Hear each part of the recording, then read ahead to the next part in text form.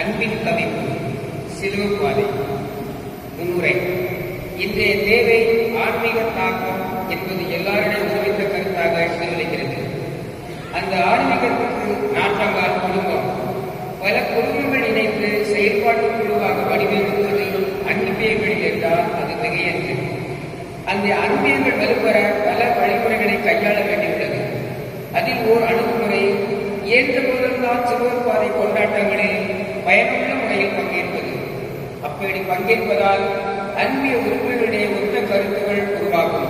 அவற்றையே செயல்பாட்டு திட்டமாகவும் தெரிவு செய்து நடைமுறைப்படுத்தும் வாய்ப்பு அதிகமாகிறது.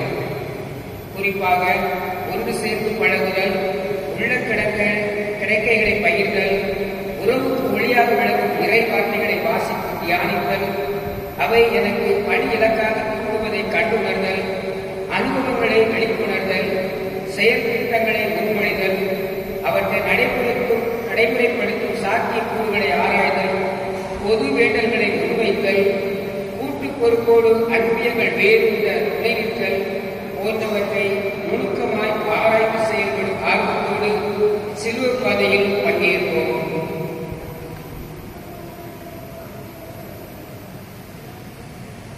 எல்லோரும் நாம் செய்த பாவங்களுக்காக மனம் வருந்தி இறைவனை மன்னிப்புகிறோம். உத்தம சாமந்தனம் சுவாமி தேவரீர் அளவில்லாத சகல நன்மை நிறைந்தவராகிய எல்லாவற்றிற்கும் மேலாக நான் மனதோடு நேசிக்கிறேன். இப்படிப்பட்ட தேவரீருக்கு பொருந்தாத பாவங்களை செய்தேனே என்று மிகவும் மனம் வந்து மிக்க மனஸ்தாபடுகிறேன். எனக்கு மேல் மனஸ்தாபம் இல்லாமல் வேறு மனஸ்தாபம் இல்லை. எனக்கு துக்கம் இல்லாமல் வேறு துக்கமில்லை. இனிமேல் ஒரு பொழுது இப்படிப்பட்ட பாவங்களை செய்வதில்லை என்று உறுதியான மனதுடனே பிரதிக்கிறை செய்கிறேன். மேலும் எனக்கு பலன் போதாமையா சுவாமி பாடுபட்டு சிந்தின திரு ரத்த பலன்களை எல்லாம் பார்த்து என் பாவங்களை எல்லாம் பொறுத்து எனக்கு மேல் வரப்பிரசாதத்தையும் மோட்ச பாக்கியத்தையும் தந்தருள்வீர் என்று முழுமனதோடு நம்பியிருக்கிறேன். திருச்சபை விசுவசித்து கற்பிக்கிற சத்தியங்களை எல்லாம் தேவரே தாமே அறிவித்துக் கொள்ளலாம். நானும் உறுதியாக விசுவசிக்கிறேன். ஆமென். எங்களுக்காகவும் புத்திரக சிறந்த ஆத்மாக்களுக்காகவும் சிலுவை பாதையை நிமித்து அளிக்கப்பட்ட பலன்களை அடைய விரும்பி தேவனுடைய இரக்கத்தை பெற்று கொண்டாடி கொண்டோம். அகிஷம் ஐயாயே, வியாகுல மாதாவே, உம்மோடு கூட சிலுவை பாதையை சேவிக்க வேண்டுகின்ற நாங்கள் அதனுடைய சுத்த பலன்களை அடையப்படுத்தி எங்களுக்காக வேண்டிக் கொண்டோம்.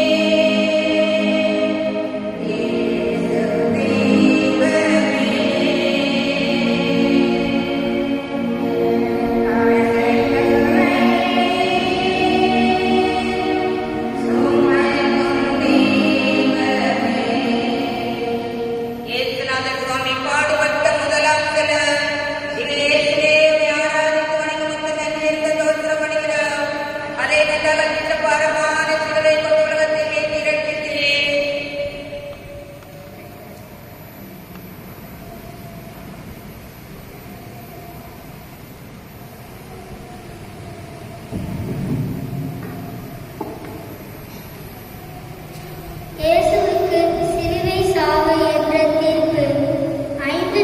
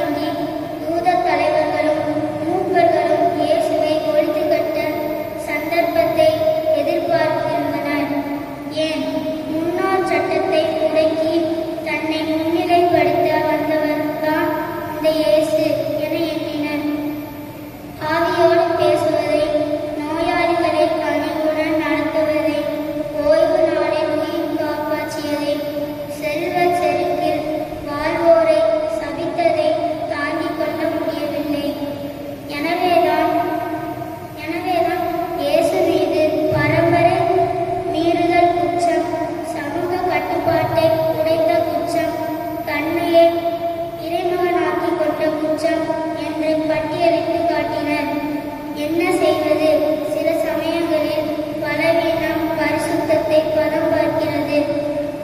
இயேசுவுக்கு வழங்கப்பட்ட இந்த தீர்ப்பு அநியாயம் என்பதை உணரும் நாம் பிறருக்கு தீர்ப்பிடும் போது யோசிக்கின்றோமா? நமது முறையற்ற தீர்ப்புகளால் விளைந்த கொடுமைகளை நினைத்து பார்க்கின்றோமா? ஜெபம். எல்லா சூழ்நிலைகளிலும் அன்பியங்களில் தவறாமல் பங்கெடுப்பதையே விரும்புவோம். எங்கள் பேரில் தயவாயிரம் சுவாமி, எங்கள் பேரில் தயவாயிரம். மறித்த விசுவாசிகளுடைய ஆத்மாக்கள் சிறைந்த இரக்கத்தினால் நித்திய சமாதானங்கள் இளைப்பாறப்படுவது.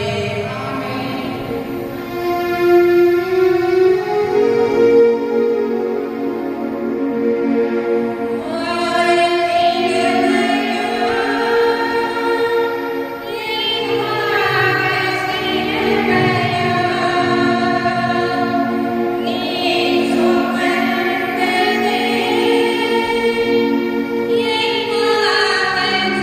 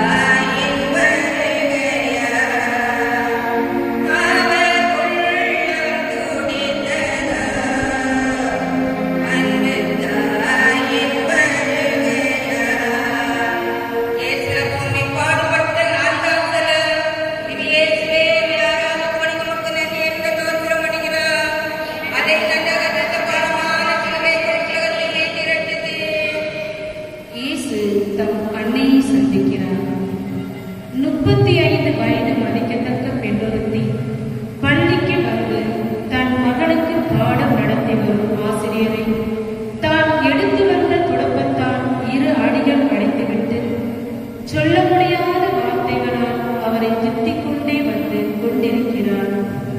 காரணம், வகுப்பில் வைத்திருந்த குடி தண்ணீரில் வேணுமின்றி அரை பாட்டில் மையை கொட்டிய தன் மைந்தனை ஆசிரியர் தண்டித்த தப்பா.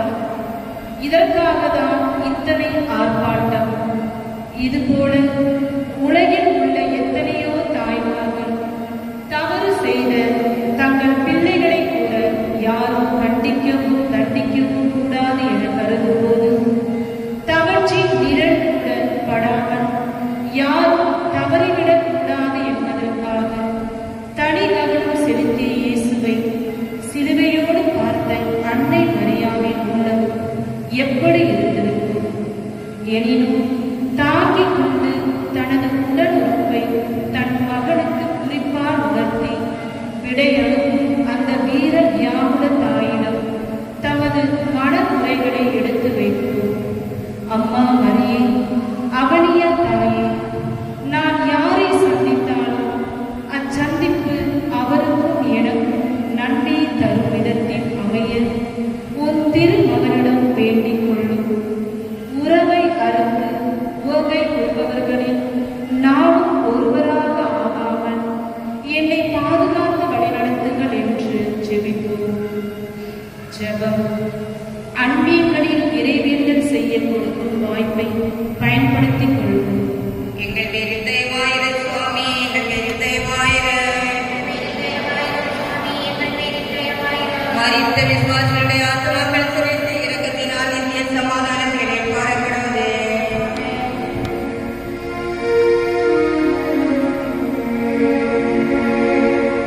மனித வாழ்க்கையை உயர்ந்த சிலுவையை மறைக்க முடியாமல் சீமோன் மகனை சுமந்தமே பேரன்பு பணியிலே நிலைக்க அருள் தரும். பேரன்பு பணியிலே நிலைக்க அருள் தரும். இயேசுநாள் சுவாமி பாடுபட்ட 5ஆம் தலம். இது இயேசுவே யாராவது துணைமுகத்து நன்றி என்ற தோத்திரம் பண்ணுகிறார். அதை நன்றாக நிச்சக்காரமான சிலுவை கொண்டு உலகத்தை மீட்டு இரட்டித்தேன். இயேசு சிலுவை சுமக்க சீமோன் உதவுகிறார். இன்பத்தை பகிர்ந்து கொண்டால் அது பெருகும், ஆனால் துன்பத்தை பகிர்ந்து கொண்டாலோ அது வெகுவாக குறையும் என்பது ஆண்டவர் அனுபவ வாக்கு. இயேசுவுக்கு யாராகிலும் உதவினால்தான் அவர் உயிரோடு சிலுவையோடு அந்த கொல்கத்தா மலைக்கு சென்றடைய முடியும். இது இயேசுவின் நிலை. வயல்வெளி தொழிலாளியான சீமோன் இயேசுவுக்கு பின்னால் அவரது சிலுவையை சுமந்து உதவி செய்கிறார். நாமும் பிறருக்கு உதவி செய்கிறோம். தொண்டு எனச் சொல்லிக்கொண்டு தூண்டில் போடுகிறோம். சேவை என்று சொல்லிக்கொண்டு விளம்பரம் தேடுகிறோம். வெளிச்சம் போடுகிறோம். இயேசு பணியாளர்களை பற்றி கூறும்போது இவ்வாறு கூறுகிறார்: நாங்கள் பயனற்ற பணியாளர்கள், செய்ய வேண்டியதை தான் செய்தோம் என்று கூறுகின்ற பண்பு வேண்டும் என்கிறார்.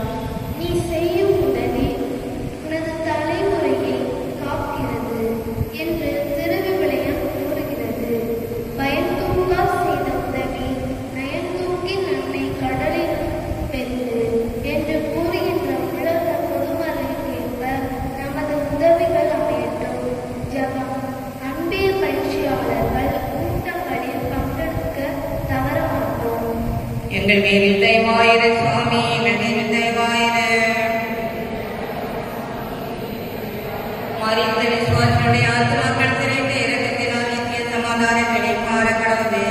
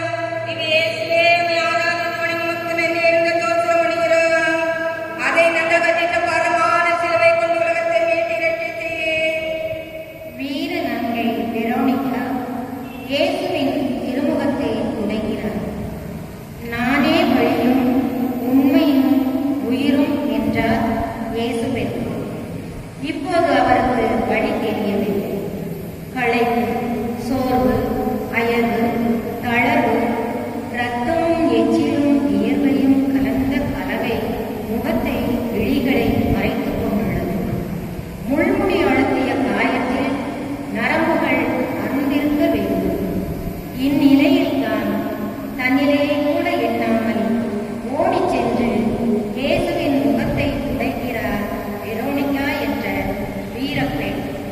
குற்றவாளிக்கு உதவுவரும் குற்றம் புரிந்தவர்தான் என கருதப்பட்ட காலம். பெண்களாக பிறப்பதே பாவம் என எண்ணப்பட்ட சமுதாயம். வெரோனிகாவின் இந்த செயல் ஒரு மாபெரும் அர்த்தத்தை உள்ளடக்கியுள்ளது. இயேசு மேற்கொண்டிருப்பதோ ஓர் லட்சிய பயணம். அப்பயணத்தில் இளமர நிழலாக நின்று அவரது முகம் துடைத்து புத்துணர்வளித்து உற்சாகமூட்டி அவரது பயணம் தொடர உதவுகிறார் வெரோனிகா. நாமும் லட்சிய தாகத்தோடு தொடரும் பயணத்தில் வரும் தடைகளால் தடுமாறுகின்றோம். லட்சியத்தை அலட்சியம் செய்கின்றோம். நல்ல செயல் செய்வோரை நையப்புடைத்து பாதியில் அவர்களது பயணத்தை தடை செய்கின்றோம். நமது நல்லெண்ண பயணத்தில் இறைவன் துணை நிற்க வேண்டியவர்களாய் பயணம் தொடர்வோம். ஜெபம். அன்பியன்களில் இறை வார்த்தை வாசிக்கும் போது கவனச்சிதறலுக்கு இடமளிக்க மாட்டோம். எங்கள் இருதயமாயிர சுவாமி, எங்கள் இருதயமாயிர மறித்த விசுவாசிகளுடைய ஆத்மாக்கள் சிறந்த இரக்கத்தினால் நித்திய சமாதானங்களை பாரப்படுவது. நீ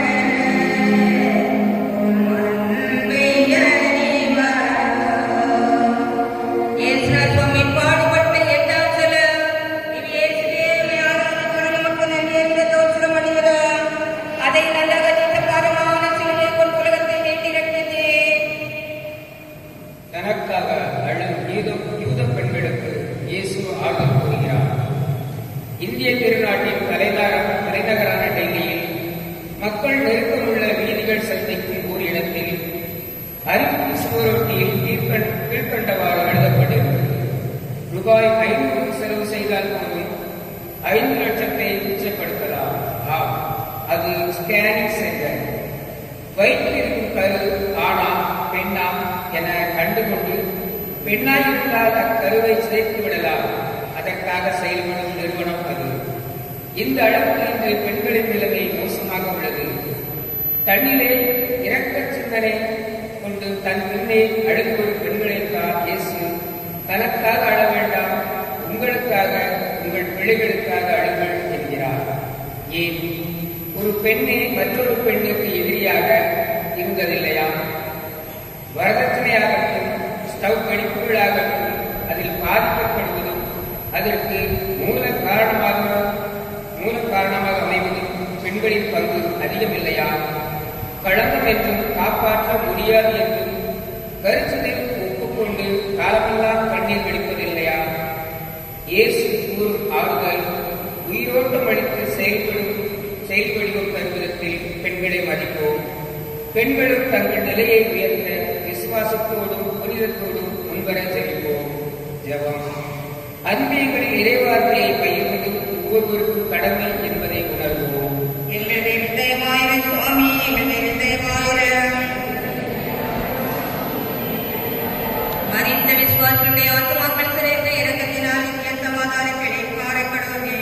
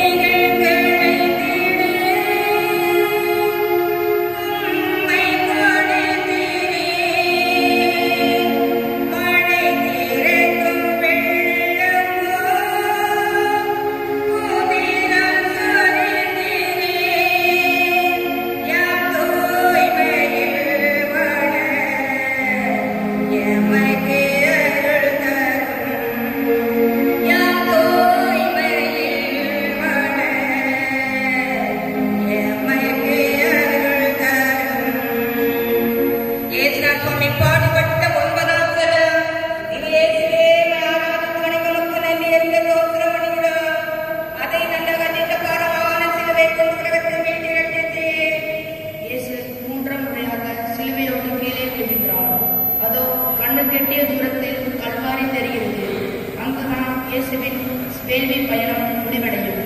ஏறிட்டு பார்க்கிறார் இயேசு. தன்னை சுற்றியும் பார்க்கிறார்.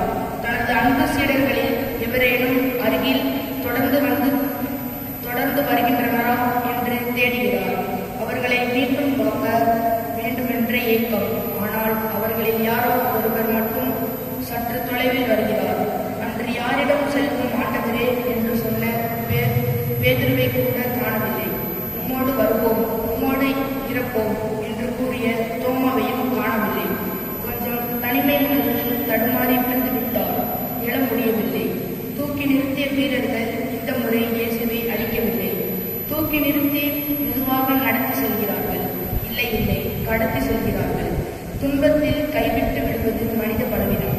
துன்பத்தில் துணை நிற்பது புனித அலங்காரம் என்று கூறிய புனித அசிசியாரை வார்த்தைகளை நினைக்கிறோம். துன்புற்று விழுந்தோரை தூக்கி விடுவோம். குறிப்பாக தனிமை துன்பத்தில் தவிப்போரை சந்தித்து உரையாடி அவர்களை ஆட்டுப்படுத்துவோம். ஜபம். அன்பியம் சப வழிகாட்டிலிருந்து வேறுபடுத்தது என்பதையும், ஆனால் சப உணர்வை உள்ளடக்கியது என்பதையும் உணர்வோம். எங்கள் தேவாயிர சுவாமி, எங்கள் தேவாயிர மறித்த விசுவாசிகளுடைய ஆத்மாக்கள் சிறைந்த இரக்கத்தினால் நித்திய சமாதானங்களை பாரப்படுவதே.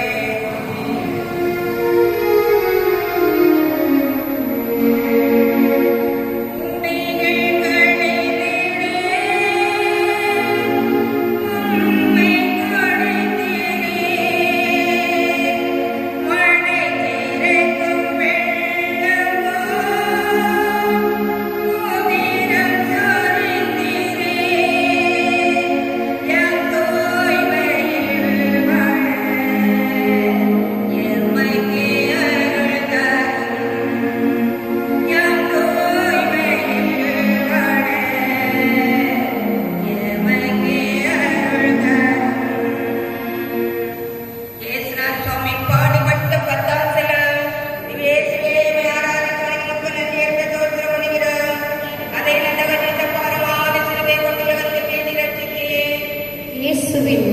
ஆடைகள் அகற்றப்படுகின்றன.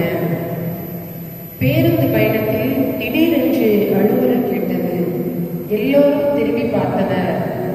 6 வயது சிறுவன் அழுது கத்திக் கொண்டிருந்தான். காரணம், அவன் பக்கத்தில் இருந்த ஒருவரது ஆடையில் வாந்தி எடுத்து விட்டான். அதனால் அவர் இச்சிறுவனை பலமாக அடித்து விட்டார். ஆடை ஒரு மனிதனது வாழ்வில் முக்கிய இடம் பெறுவது முற்றிலும் உண்மை. ஆனால் இன்று அழகிய ஆடைகளுக்குள்ளே வாழும் பலரது உள்ளமும் ஆடை அளவுக்கு தூய்மையாய் இருப்பதில்லை. அதில் தோன்றும் அருவருப்புக்குரிய எண்ணங்கள், அவை உருவாக்கும் மிக மோசமான செயல்கள் ஏராளம் ஏராளம். இயேசு விரும்பும் ஆடை நல்ல உள்ளம். நல்ல உள்ளத்துக்கு எதிராக நாம் செய்யும் செயல்கள் எல்லாமே அயலார் வாழ்வில் துகிலுரியும் சம்பவங்கள் தான். அதன் மூலம் இறைமகன் இயேசுவின் ஆடைகளையும் களைகிறோம். களைய வேண்டிய கடைகளை வளர்த்து விட்டு அணிய வேண்டிய ஆடைகளை இழந்து விடுகிறதற்காக ஜெபிப்போம். ஜெபம் அன்பியம் தனிப்பட்ட பெருமைகளை பறைசாற்றும் இடமன்று என்பதையும், மாறாக அது உறவை வளர்க்கும் ஒப்பற்ற ஊடகம் என்பதையும் உணர்வோம். எங்கள் மீது தயவாயிரு சுவாமி, எங்கள் மீது தயவாயிரு. மரித்த விசுவாசிகளுடைய ஆத்துமாக்கள் சிறைந்த இரக்கத்தினால் நித்திய சமாதானத்தை பாரக்கடவே.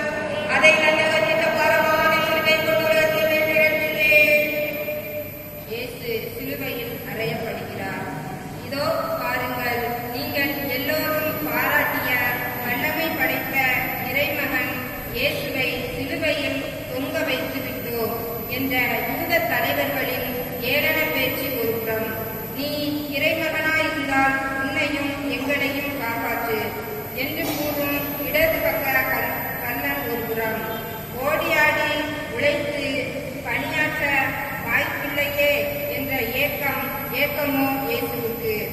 உழுத நிலம் போல உடம்பெல்லாம் வெடித்து சிதைத்த நிலையில் இரத்தம் சொரிந்த வேதனை அறையப்பட வேண்டிய அநீதிகள் ஆதிக்கம் செலுத்துகின்றன. உலகளாக வேண்டிய உண்மையோ மௌனம் காக்கிறது. இருள் ஆட்சி செய்யும் நேரம் இது. இயேசு பலியாக காத்திருக்கின்றார். வலது பக்க கண்ணனை போன்று வானகத்தில் செல்லும் எண்ணம் கொண்டவர்களாக இயேசு அமைதியாக ஜெபிக்கின்றார். நாமும் ஜெபிப்போம். ஜெபம். அன்பியம் நடத்த என் வீட்டுக்கு வாருங்கள். நான் எல்லா ஏற்பாடுகளும் செய்து தருகிறேன். ஆனால் என்னை கட்டாயப்படுத்தாதீர்கள். நான் யார் வீட்டுக்கும் வரமாட்டேன் என்று பிடிவாதம் பிடிக்கும் பலர் மனமாற ஜெபிப்போம். எங்கள் மேல் தயவாயிரு சுவாமி, எங்கள் மேல் தயவாயிரு. மரித்த விசுவாசிகளுடைய ஆத்துமாக்கள் சிறைத்த இரக்கத்தினால் நித்திய சமாதானத்தை பாரப்படுவதே.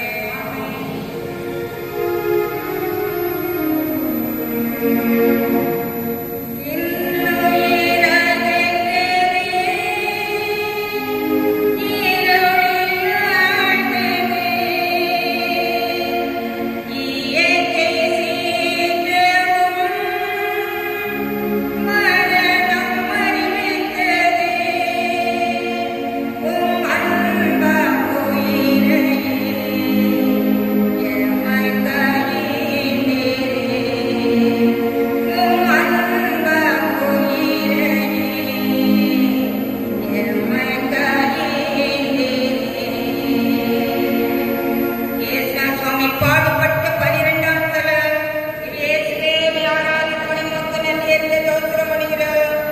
அதை நல்ல பாரமான சிலுவைக்கு உலகத்தை வைத்திருக்கிறேன். இயேசு தம் ஆவியை தந்தைக்கு கையளிக்கிறார். என் கடவுளே, என் கடவுளே, ஏன் என்னை கைவிட்டீர்? இயேசு தந்தையிடம் இறைஞ்சுகிறார். அழகிய மரம் ஒன்று மலரும் நிழலும் தந்து கொண்டிருந்தது. அந்த மரத்தை சிலர் சேர்ந்து வெட்டினார்கள். களைத்து போய்விட்டார்கள். முக்கால்வாசி வெட்டிய நிலையில் பலத்த காற்றடித்தது. அம்மரத்திலிருந்து மலரும் மகரந்த தூளும் அவர்கள் மேல் கொட்டியது. மலரும் மகரந்தம் அவர்கள் மேல் பட்டு அவர்கள் களைப்பு நீங்க பெற்றன. அம்மரத்தை வெட்ட அவர்களுக்கு புதிய சக்தி கிடைத்தது. வெட்டி வீழ்த்தினார்கள். இதுபோலவே இயேசுவும் சிலுவையில் தம் தந்தையின் விருப்பப்படி தம் ஆவியை கையளித்தார். கிறிஸ்துவின் அன்பு ஆழமானது, நிரந்தரமானது, நிபந்தனையற்றது. அதனால் அவர் தன்னையே பிறருக்காக கையளித்தார். அவருடைய நற்கையளிப்பு நமக்கு மீட்பை தந்தது. சிலுவையில் அவருக்கு இருந்த தாகம் எல்லாரும் மீட்பு பெற வேண்டும், எல்லாரும் ஒளி பெற வேண்டும், எல்லாரும் இறை ஆட்சியை அனுபவிக்க வேண்டும், எல்லாரும் அரவணைக்கப்பட வேண்டும், எல்லாரும் இறை மனித உறவில் வளர வேண்டும், எல்லாரும் மன்னிப்படைய வேண்டும். இந்த அவரது தாகத்தை நாம் தணிக்க முயலுவோமா? Oh, yeah.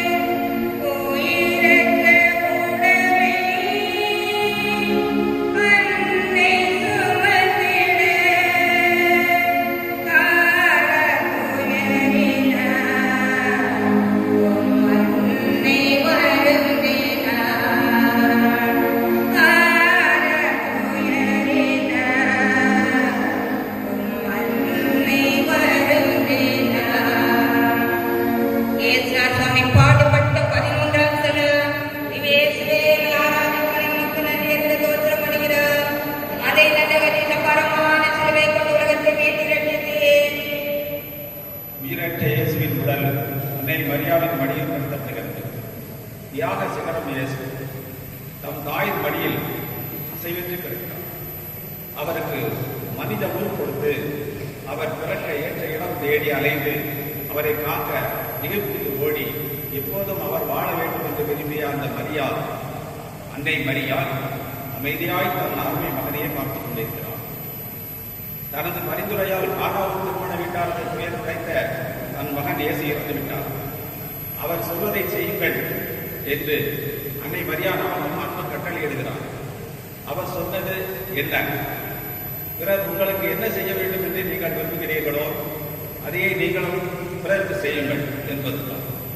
நமக்கு தோன்றா துணையாக நின்று நமக்காக நாளும் தாம் திருமகனிடம் பரிந்துரைக்கும் தேவதாயிடம் நாம் எப்போதும் அன்பும் நம்பிக்கையும் கொண்டு ஜெபித்து பலன் அடைவோம். ஜெபம். அன்பியங்களை உற்சாகப்படுத்த அருள் தந்தையர் துறவியர் வரவில்லை என்பதை குறைபாடாக கருத மாட்டோம். எங்கள் பேரில் தயவாயிரு சுவாமி, எங்கள் பேரில் தயவாயிரு.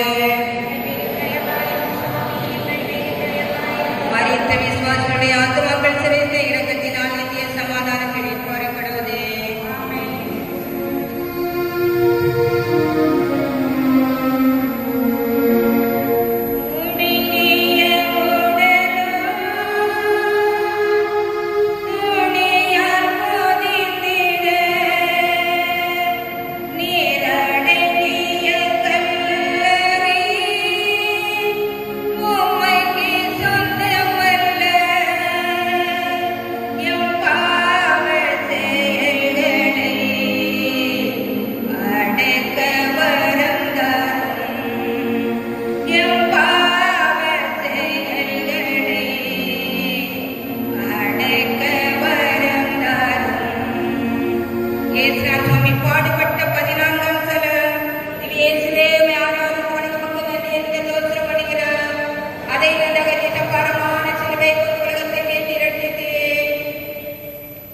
இயேசுவின் உடல் கல்லறையில் அடக்கம் செய்யப்படுகிறது.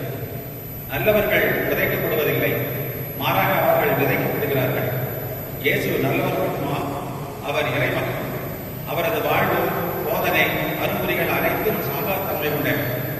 ஆனால் யூதர்கள் தாங்கள் சாதனை செய்துவிட்டதாக இயேசுவை கொண்டவர்கள் தங்களையே ஏமாற்றிக் கொண்டார்கள். இயேசு தாம் அமைக்க விரும்பிய இறையாட்சியை இவ்வுலகில் அமைக்க வேண்டியது நமது கடமையாக. இயேசு வாழ வேண்டுமெனில் அவர் இதயம் வாழ வேண்டும், அவரது எண்ணம் செயல்கள் வாழ வேண்டும். சுருக்கமாக நாமே இயேசுவின் மறுபுதான். புரித பவுலுடையார் கூறுவது போல கிறிஸ்து எதில் வாழ்கிறார் என்று காட்ட வேண்டும். ஜெபம். அன்பிய செயல்பாட்டு தீர்மானங்களை முன்மொழிவதில் முக்கிய பங்கெடுக்கிறோம். எங்கள் பேரில் தயவாயிரு சுவாமி, எங்கள் பேரில் தயவாயிரு. மரித்த விசுவாசிகளுடைய ஆத்துமாக்கள் சிறைந்த இரக்கத்தினால் நித்திய சமாதானம் கிடைக்கப்படுவது. ஆராதித்து வணங்கி மக்கள் நன்றியற்ற சோதனம் அளிக்கின்றோம். அதை நன்றாக நீத்த பாரமான சிலுவை கொண்டு உலகத்திற்கு இரட்சித்து திருத்தந்தையின் கட்டுகளுக்காகவும் பங்கு தந்தையின் கட்டுகளுக்காக வேண்டிக் கொள்ளுமாக. பெண்ணுலகில் இருக்கிற எங்கள் தந்தையே, உமது பெயர் தூயதென போற்ற பெருக, உமது ஆட்சி வருக, உமது திருவுளம் பெண்ணுலகில் நிறைவேறுவது போல மண்ணுலகிலும் நிறைவேறுக.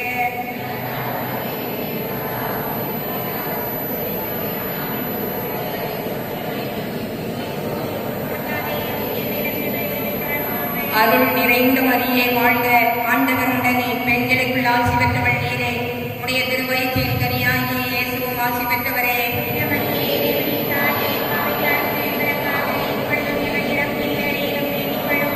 தந்தைக்கும் மகனுக்கும் தூயாவியாருக்கும் ஆட்சி உண்டாவதாக.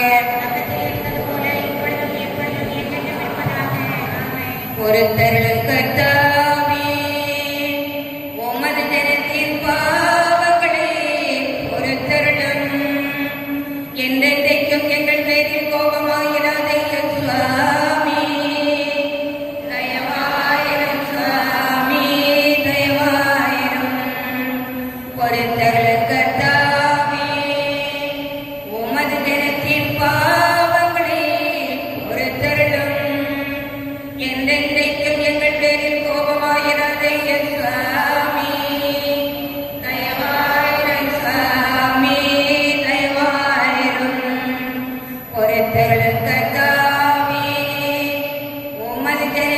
பார்